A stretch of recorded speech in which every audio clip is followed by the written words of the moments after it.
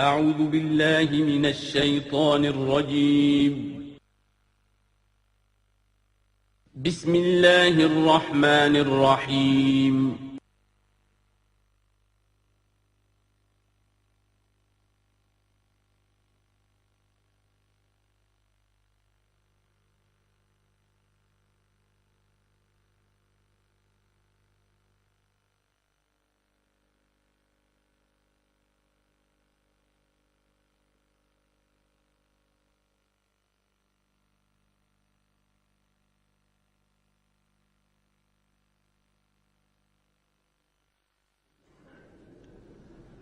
اما بعد فاعوذ باللہ من الشیطان الرجیم بسم اللہ الرحمن الرحیم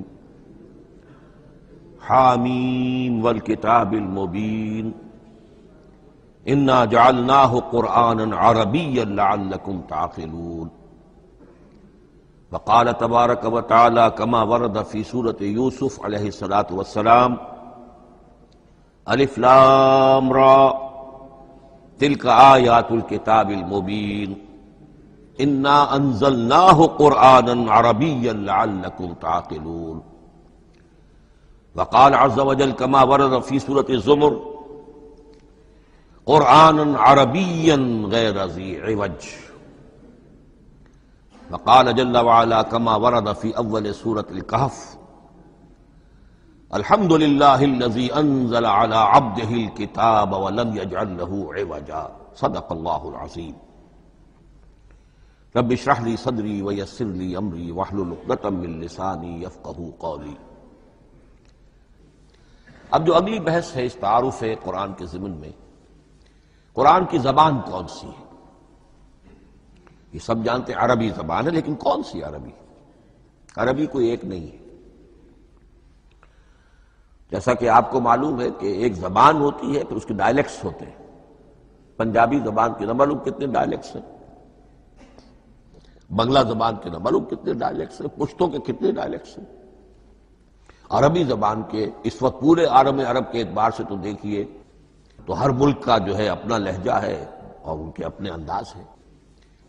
تو خود نزول قرآن کے وقت بھی پورے جزیرہ نمائے عرب میں کوئی ایک زبان نہیں تھی، زبان ایک تھی لیکن اس کے لہجے مختلف تھے، الفاظ مختلف تھے۔ تو یہ جان لیجئے کہ قرآن نازل ہوا ہے حجاز کے بادیہ نشینوں کی زبان میں۔ وہ اصل عربی زبان حجازی قوم سمجھتی تھی، شہری زبان نہیں، دیہاتی زبان۔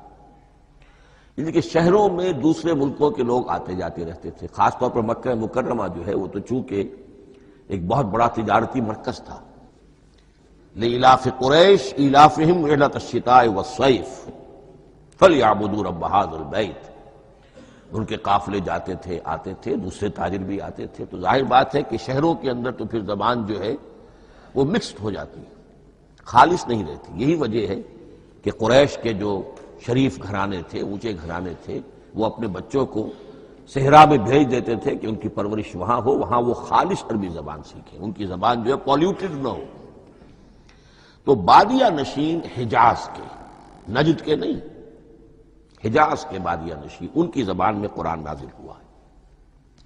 یہ آیتیں اس سے پہلے بھی سامنے آ چکی ہیں سورہ زخرف کی، انا جعلناہ قرآنا عربیا لعلکم تعقلون۔ ہم نے اس اپنے کلام قدیم کو عربی زبان کا جامہ پہنایا ہے۔ انا انزلناہ قرآنا عربیا، یہ سورہ یوسف کی آیات، ہم نے اتارا ہے اسے قرآن عربی بنا کر، قرآنا عربیا لعلکم تعقلون۔ سورہ زمر میں قرآنا عربیا غیر ذی عوج، یہ عربی مبین میں ہے، صاف ستھری دھلی ہوئی عربی زبان جس میں کہیں کوئی ٹیڑھ نہیں ہے، کوئی ایچ پیچ نہیں ہے۔